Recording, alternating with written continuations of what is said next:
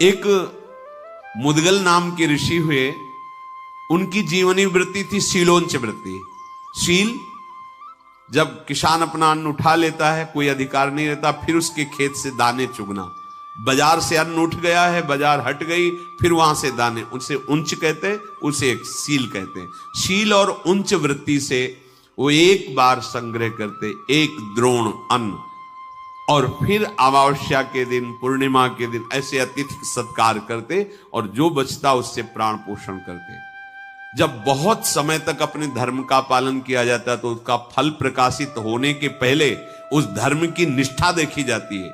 तो दुर्वासा जी महाराज पधारे, जब वो प्रसाद पाने के लिए तैयारी थे तो आगे बहुत भूखा हूं, सब पा गए। जो गिरा भी था जूठन, उसको लेके अपने शरीर में लगा लिए, चले। फिर 15 दिन बाद फिर आ गए, 6 बार ऐसे। अब सोचो इतने दिन कोई भूखा कैसे रह सकता है, पर निष्ठा, स्वयं भूखे और परिवार भूखा। पहले हम सब ऋषियों के ही संतान हैं, पहले ऋषि जन वनवास भी करते थे, अपनी पत्नी पुत्र आदि, तो हम सब जितने भी हैं सब ऋषियों की संतान हैं। अब जब दुर्वासा जी ने देखा कि इनके चेहरे पर कोई गुस्सा नहीं, कोई प्रतिकूलता नहीं, और इतने दिन भूखे हो गए इनको, 90 दिन भूखे रहना कोई छोटी मोटी बात है? 90 घंटे भूखे रह के देखो कैसा लगता है, चिड़चिड़ाहट पैदा हो जाएगी। 90 दिन भूखे हैं और महात्मा हर बार आके पा जाता है और कुछ बोलता नहीं। तब उन्होंने कहा तुमने जीत लिया, उत्तम लोगों को जीत लिया। ऐसा दुर्वासा जी कह रहे थे कि एक दिव्य विमान उतरा जिसमें हंस जुते हुए थे, और एक बहुत ही तेजोमय महापुरुष, वो देवदूत बोले, ब्रह्मर्षि ये विमान आपको अपने इस कर्म से प्राप्त हुआ है, आइए इस पर बैठिए और जिस लोक में चाहिए उस लोक के सुख का भोग भोगिए। कोई भी निष्ठा परिपक्व होने के पहले उसमें प्रश्न आता है, जैसे क्लास पास करते हैं, वही 5 से 6 में जाना है, 6 से 7 में तो होती है ना। तो बोले परीक्षा क्यों लेते हैं, परीक्षा नहीं होगी तो अगली भूमिका में कैसे जाओगे? तो भगवान तो सर्वज्ञ, सर्वज्ञ तो टीचर भी है जो जिस क्लास का अध्ययन कराता है, पर वो देखता है तुमने जो अध्ययन किया है उसमें तुम कितने प्रवीण हो, आगे बढ़ो, नहीं तो फिर उसी क्लास में रहो और परिपक्वता करो, फिर आगे बढ़ो। ये सिस्टम ऐसे थोड़ी भगवान को कोसना कि परीक्षा क्यों लेते, नहीं, बिना परीक्षा भूमिका में कैसे पहुंचोगे, वो ऐसा है। और जहां परीक्षा नहीं ली जाती वहां धोखा ही प्राप्त होता है। मान लो डॉक्टर है और उसने परीक्षा दी नहीं, मतलब वास्तविक उसने पढ़ाई की नहीं, और किसी भी तरह से डॉक्टर बन गया, और उसको सही माने में ज्ञान है नहीं कि अब इसको कौन सा इंजेक्शन लगा तो मर ही जाएगा मरीज। इसलिए अच्छी तरह वो अपनी डॉक्टरी पढ़े, फिर अपनी योग्यता से पास हो तो लाखों को सुख प्रदान करेगा। ऐसे हर क्षेत्र में है, अच्छी तरह से आप साधना कीजिए, फिर भूमिका में तो लाखों का उद्धार कर देंगे। ऐसे नहीं कि मनमानी आचरणों को करें हम योग्यता प्राप्त कर ले। कई सिद्धांत लोक में नहीं तो फिर परलोक वाला कैसे हो जाए? आ गया ना विमान, कोई गुस्सा नहीं, कोई परेशानी नहीं। इतना ऋषि ने उनको भूखा रखा, पर ऐसे नहीं कहा कि हर बार आ जाते हो तुम, इतना तो आ ही सकता है ना, हमारा परिवार है, तुम्हें शर्म नहीं आती? हम श्रद्धा पे श्रद्धा करते चले जा रहे, आप हमें मारने पे तुले, एक भी शब्द नहीं, कोई परेशानी नहीं। उसी समय विमान आ गया। देवदूत ने जब कहा ये विराजिए और चलिए जिस लोक का सुख चाहिए उसको भोग लीजिए, तो उनका देवदूत, मैं सुनना चाहता हूं कि जिस लोक में तुम हमें ले जाना चाहते हो वहां कौन कौन से गुण हैं और उनका क्या दोष होता है, वहां दोष क्या है। जब मैं ऐसा जानूं तब जो है उस लोक में जाने की इच्छा करूंगा। अगर कोई संत पुरुष चल रहा हो उसके पीछे 7 पग चल दे तो उसका बड़ा पुण्य बन जाता है। जैसे कोई महात्मा जा रहा है, आप उनके पीछे पीछे 7 पग चले जा रहे तो बड़ा पुण्य बन गया, क्योंकि 7 पग उनके साथ चले। तो जीवन में जब आपका शरीर छूटेगा तो 7 पग महात्मा का साथ दिया है, अरे बड़े सुकृत का कार्य है। तो तुम मुझे ये उत्तर दीजिए, जब मैं समझूंगा कि ऊपर के लोकों में मुझे क्या प्राप्त होगा फिर मैं जाऊंगा, अन्यथा ऐसे नहीं। तो देवदूत बोला, महर्षि तुम्हारी बुद्धि तो बड़ी उत्तम और सावधान है, सावधान, ये चलो ये भोगो। तो क्या है ये, इसका हमें प्रमाण दीजिए। ऐसे नहीं कि आया बैठ के विमान पे चल दे। उत्तम बुद्धि वही कि जहां ले जाना चाहते हो पहले मुझे परिचय बताइए। ये हम तुमसे नहीं पूछा जाएगा, ये उनसे पूछा जाता है हाँ कि कहां चलना चाहते हो। मार मार के यम के दूत वो पूछेंगे थोड़ी तुमसे। ये तो पावरफुल महात्माओं की बात है जो भजन तपस्या निष्ठा। हमारे पास मेरी महारानी श्री राधा रानी, हम पूछे ही कोई नहीं आएगा, न विमान आएगा न पूछने आएगा। यहां अपने घर में ही है, बस घर में ही अंदर प्रवेश पा जाना है। तो मुने जिसे महासुख स्वरूप कहते हैं स्वर्ग लोक, यहां से बहुत ऊपर की है और है। उसमें केवल सिद्ध पुरुष ही जा सकता है या कोई देवता, उसे ऊर्ध्वक कहते हैं। वहां जाने के लिए जो मार्ग है बड़ा ही उत्तम है, सुखद है और दिव्य विमानों के द्वारा जाया जाता है, भौतिक विमानों का प्रवेश नहीं है। जिन्होंने घोर तपस्या नहीं की, बड़ी बड़ी यज्ञ नहीं की, उनका कभी वहां प्रवेश नहीं होता। असत्यवादी, नास्तिक, व्यभिचारी ये कभी नहीं जा सकते। जो धर्मात्मा है, सदैव मन को वश में रखा है, शाम दम, किसी से ईर्ष्या नहीं की, जो दान देता रहता है, जो युद्ध कला में प्रवीण है, इंद्रियों को संयम में रखता है और सत्पुरुषों की सेवा करता है, ऐसे पुण्यवानों को इन लोकों में ले जाया जाता है। हे मुद्गल ऋषि, वहां 33,000 सुवर्ण में विमान, दिव्य विमान, मार्ग में ही चलने पर वहां से मेरुगिरी का शिखर दिखाई देता है। इतना बड़ा मेरुगिरी है, शिखर दिखाई देता है। ऐसे देवताओं के नंदन वन है कि उन्माद चढ़ जाए सुख का। जो देववन है स्वर्ग में, जिनके लता फूल उन्माद चढ़ जाए। और निकुंज का जो तो कोटि कल्प तरुणा है, हमारी जहां श्री जी विचरण करती है, विहरण करते हैं। अरे सौभाग्य उदय हो गया, बढ़ो आगे। स्वर्ग में किसी को कभी भूख प्यास नहीं लगती, कभी किसी को ग्लानि नहीं होती स्वर्ग में, कभी गर्मी नहीं लगती, कभी ठंडी नहीं लगती, किसी को कोई भय नहीं होता। मन में सोचा वही भोग मिल जाएगा, सब उपस्थित। वहां मलमूत्र नहीं बनते स्वर्ग में। और देवताओं को भी दुर्लभ बताया गया यह देह, मानो देह, केवल भजन के लिए, केवल भजन के लिए। भजन नहीं किया तो देख लो कौन सा देह है, क्या है। वहां भूख प्यास नहीं, मलमूत्र नहीं, ठंडी गर्मी नहीं, कोई वस्तु ऐसी नहीं जो वहां देखने योग्य ना हो। मनोरम ही मनोरम, सुगंध ही सुगंध, हर वस्तु सुखदायक स्पर्श, कानों को लुभाने वाले संगीत अपने आप बजते रहते हैं। वहां शोक नहीं है, बुढ़ापा नहीं है, झुर्रियां नहीं पड़ती, थकावट नहीं होता, कोई वहां रोते नजर नहीं आता, सुख ही सुख बरस रहा है। स्वर्ग लोक में ऐसा सुख है जो सत्कर्म करते हैं उन्हीं को केवल प्राप्त हो सकता है, पुण्यवानों को वो लोक प्राप्त होता है। स्वर्गवासियों के शरीर तेज की प्रधानता से, जैसे अपने पंचभूतों से बना है तो उनका पंचभूतों से, उसमें तेज की प्रधानता होती है, तभी वो अंतर ध्यान हो जाना, प्रकट हो जाना। जैसे योगी जन ऐसा कर सकते हैं, जो योग के द्वारा शरीर भाव से ऊपर उठ चुके हैं, वो एक ही समय में कई जगह दिखाई दे सकते हैं। वो बड़ी दूर की बात सुन सकते हैं, वो पहाड़ में भी प्रवेश कर सकते हैं, बड़ी अद्भुत, क्योंकि वो तेजस तत्व प्रकाशित हो जाता है। कभी वहां के लोक में पसीना नहीं आता किसी को, दुर्गंध तो वहां नाम मात्र की कहीं पूरे लोक में नहीं है। कहीं कोई मलमूत्र ही त्याग नहीं करता, क्योंकि बनता ही नहीं है। वहां कोई कपड़ा कभी मैला नहीं होता है। वहां की फूल की माला किसी की कभी कुम्हलाती नहीं, फूल कुम्हलाते ही नहीं है। और ये नासवान की बात हो रही है। और निकुंज की बात, वो तो चिदानंद में धाम है, इसका भी नाश होता है जिसका वर्णन सुन रहे हो। तभी तो जब ये सब सुना जाता है तो बस यही लगता है यही मिले चल के, अप्सराएं मिलेंगी, विमान मिलेगा, सुखी हो जाए। कितने मिनट, जैसे आप यहां के किसी बहुत हाई फाई होटल में जाएं, बुक करवाएं कमरा, तो व्यवस्था है, धन दीजिए। और जब धन खत्म हुआ तो एक रोटी भी नहीं मिलेगी, धक्का मार के बाहर निकाल दिए जाओ। बिल्कुल ठीक ऐसे स्वर्ग है, तुम्हारा पुण्य है, ये सब है, तो जहां पुण्य खत्म हुआ तो धक्का मार के नीचे फेंक दिए जाओगे। वहां निरंतर सुख ही सुख है, मनोरम ही मनोरम है। सब विमानों पे बैठे हर्षित हुए, नाचते गाते, विभिन्न प्रकार के भोग भोगते। यही सुन के तो सब लुभायमान हो जाते हैं। जो स्वर्ग पर पहुंच जाते हैं वो बड़ा सुख में जीवन व्यतीत करते हैं।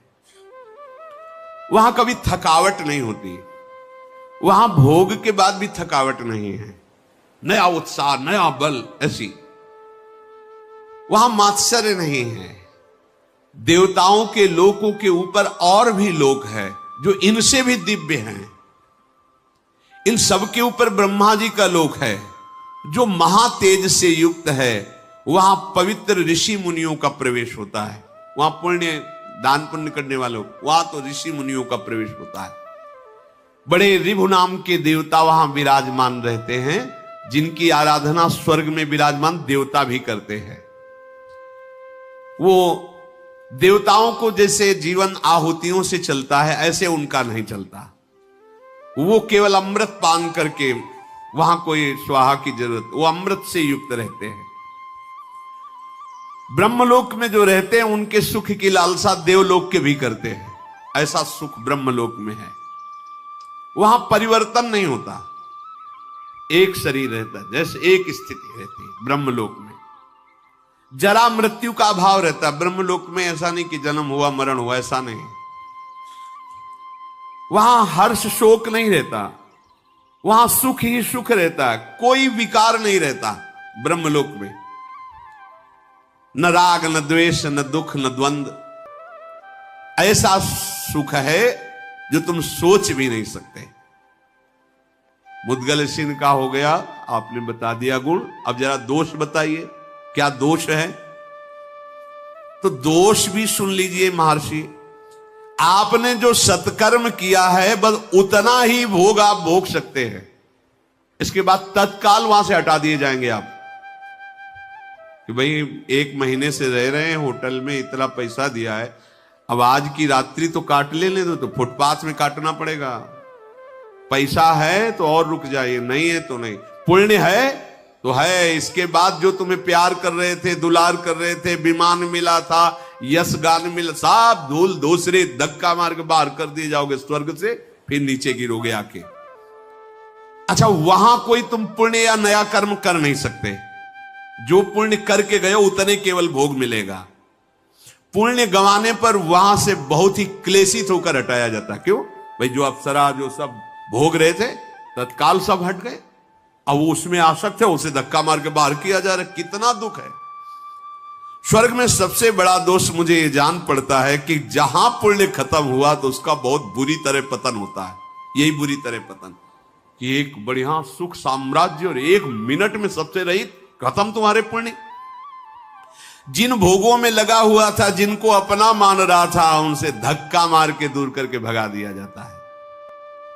स्वर्ग में जो लोग नीचे की तरफ गिरते हैं वो भारी जलन असंतोष से युक्त हो जाते हैं, क्योंकि वो सब सुख छिन गया। उसका मैं कैसे वर्णन करूं? जिस समय गिराया जाता है उसको दुख मिलता है। गिरते समय इतना भयानक दुख होता है, उसकी चेतना लुप्त हो जाती है, रजोगुण का आक्रमण होता है, बुद्धि बिगड़ जाती है और उसके गले में पड़ी हुई जो माला पुष्प की है वो कुम्हला जाती है, टूट जाती है। वहां जिसकी माला कुम्हलाने लगे, धक्का देने का अवसर आ गया, समझ लिया जाए इसके सुकृत खत्म। वहां की पहचान है। उसके पास पुष्प जो विराजमान पुष्प मालाएं कुम्हलाने लगी, बस होश खराब हो गया, भगाए जाएंगे, अब यहां से हटाए जाएंगे, सब हटेगा। पतन की सूचना, माला कुम्हला जाना। अब उसके हृदय में भारी दुख, भारी भय समा जाता है, ये सब छूट जाएगा। जितने भी ब्रह्मलोक पर्यंत लोक हैं उन सब में दोष देखे जाते हैं। स्वर्गलोक में तो रहने वालों के शास्त्रों दोष हो सकते हैं, अगर वर्णन करें तो। वो कह रहे हैं अब तुमसे बगल में बड़ा विमान वाला जा रहा है, बड़ी सुंदर अप्सरा है, बड़ा भोग है, अपने में संतुष्ट नहीं, वो जल रहा है, क्या इसके तो बहुत है, और थोड़ी ही दिनों में पुण्य खत्म हुआ तो वो भी जाता, वो भी छीन लिया गया। त्रिशंकु उल्टा लटके आज भी। वहां से भ्रष्ट हुए जीवों में जो दुख देखा जाता है, जो पतन के समय, फिर वो मनुष्य योनि में आता है। स्वर्ग से आया हुआ, नरक से गया हुआ, तिर्यक योनियों में। मनुष्य लोक में जब मानव शरीर मिलता है, वो चाहे तो अपनी बड़ी उन्नति कर सकता है। क्या इन सब लोगों को लांग करके भगवान के धाम को, पर यहां मत वाला उसको लोक परलोक की पड़ी, उसको अभी वर्तमान के भोग। ये माया है, एक एक क्षण तुम्हारा बड़ा कीमती है। देवता तरसते कि मुझे मनुष्य बना दिया जाए, तो ऐसा पुण्य करेंगे, ऐसा दान करेंगे, ऐसा भजन करेंगे, ऐसे आचरण करेंगे कि भगवान को रिझा लेंगे। और भगवान के लोक में जाने के बाद फिर आना नहीं होता। यद्गत्वा न निवर्तन्ते तद धाम परमम मम। एक ही जगह है जहां भगवान के धाम के जहां प्रवेश हुआ, फिर आना जाना मिट गया। नहीं, ब्रह्मलोक तक ये चलता रहता है आना जाना। मुदगल ऋषि बोले कि तुमने जो गुण और दोष बताए मैं समझ गया। तुम कुछ ऐसा बता सकते हो जहां से आना न पड़े, जहां कोई ये लौकिक गुण ना हो, दोष ना हो, ऐसा बता सकते हो जहां से पतन ना हो? मुदगल मुनि के इस प्रकार ऐसा कहने पर देवदूत ने कहा कि हे ऋषिवर, मेरी दृष्टि तो वहां तक नहीं पहुंच पा रही, क्योंकि मैं तो केवल इन लोकों का वर्ण, पर मैंने सुना है भगवान का एक धाम ऐसा है जहां जाने के बाद फिर लौटना नहीं होता, कोई दुख नहीं होता, पर वो मिलता है केवल भजन से। जो किसी की निंदा नहीं करता, किसी की स्तुति नहीं करता, जो यहां की हर वस्तु को मिट्टी के ढेले के समान समझता है, जो ज्ञान योग के द्वारा ध्यान में तत्पर है या भक्ति योग के द्वारा प्रेम में तत्पर है, जो अंदर से वैरागी रहता है, उत्तम बोध प्राप्त कर चुका है, वो सनातन भगवान के दिव्य धाम को जाता है। वह पुण्य आदि का है, वहां तो एक निंदा स्तुति में समान, समलोष्टास्म कांचना, स्वर्ण का ढेला मिट्टी का ढेला समान है ही समान। उसी में तो पैगर जैसे मिट्टी तैसे पीली मिट्टी स्वर्ण, उसको तुमने महत्व दे रखा है, इसलिए गर्व से वो आभूषण पहन के क्या कितना हम धनवान हैं। कौन सा सुख है? न सुगंध है, न स्वाद है, केवल मान्यता है। तो जिसकी ये मान्यता मिट गई है, मिट्टी का ढेला और स्वर्ण समान जिसकी दृष्टि में है, जो वैराग्य बल से युक्त है, वो सनातन परम धाम को प्राप्त होता है। इसलिए मुदगल ऋषि ने कहा अब आप पधारिए, हम नहीं जाएंगे इस विमान पे, अब हम भजन करेंगे। अभी तक त्याग तपस्या और ये सब तो समझ लिया इन लोगों का फल, अब हम निरंतर भजन करके भगवान को प्राप्त करेंगे, भगवान के धाम को। देखो उनके पास तो बताने वाले ये सब लोक भी और लोक का परिचय देने वाले, अपने लोग तो एकदम कुछ नहीं जानते थे, सीधे धाम में घसीटे गए है। नहीं तुम्हें समझ में आ रही लाडली जी की कृपा, नहीं समझ में आ रहा प्रभु का कृपा प्रसाद की हमारे ऊपर क्या कृपा है। अरे भाई मूर्खता छोड़ दो। कल के सत्संग में प्रारंभ में कह रहे थे कोई निष्ठा तो कर लो, धाम निष्ठा, इष्ट निष्ठा, भेष निष्ठा, नाम निष्ठा, गुरु निष्ठा, कुछ तो पकड़ो। यहां कुछ नहीं, उदर और जनेन्द्रीय निष्ठा है, उदर और जनेन्द्रीय निष्ठा। अच्छा खाने को मिले, भोगने को मिले तो जय भगवान की, ना मिले तो भगवान कहां है, कौन, कैसे। होश में हो, होश में। बहुत कीमती जीवन मिला है, बहुत कीमती।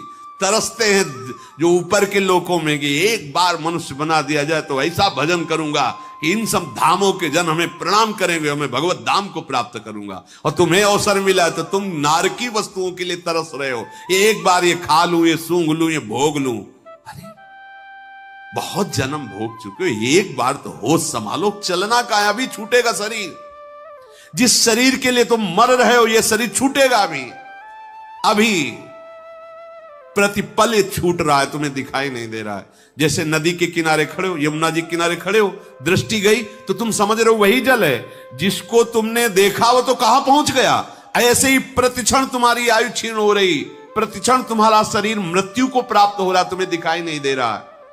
कमा लो भगवत भजन, कमा लो, भगवान नाम कमा लो, सच्ची मानो, मान जाओ हृदय की बात।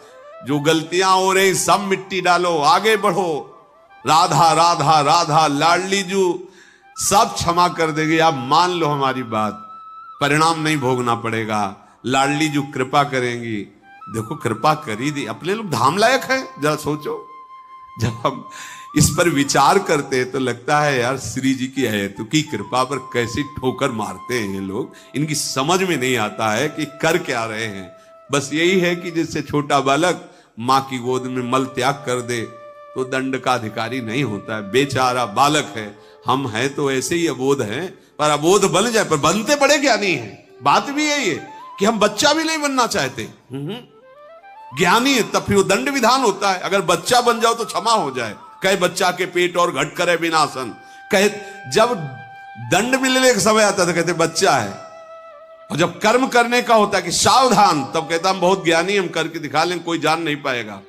तब जो जान रहा है वो कर्म तुम्हें दंड दे देगा। होश में जिस धाम के लिए ऋषि मुनि ऐसे ललकते हैं वो धाम तुम्हें ऐसे ही प्राप्त हो गया, फ्री में प्राप्त हो गया, श्री जी की कृपा से प्राप्त हो गया। विमान से चढ़ने की जरूरत नहीं है। ऐसी जगह आ गए जहां विमानों का प्रवेश ही नहीं है। ये भगवत धाम है।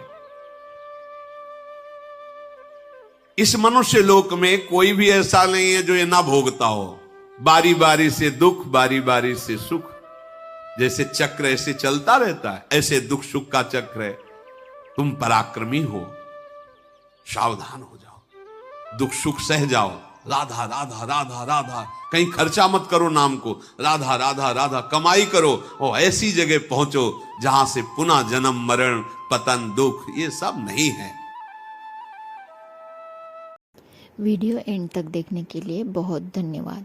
अगर आपने चैनल को सब्सक्राइब नहीं किया है तो जल्दी से जाके चैनल को सब्सक्राइब कीजिए, क्योंकि ऐसे ही कुछ मोटिवेशनल वीडियो मैं आपके लिए लेके आती रहूँगी। राधे राधे।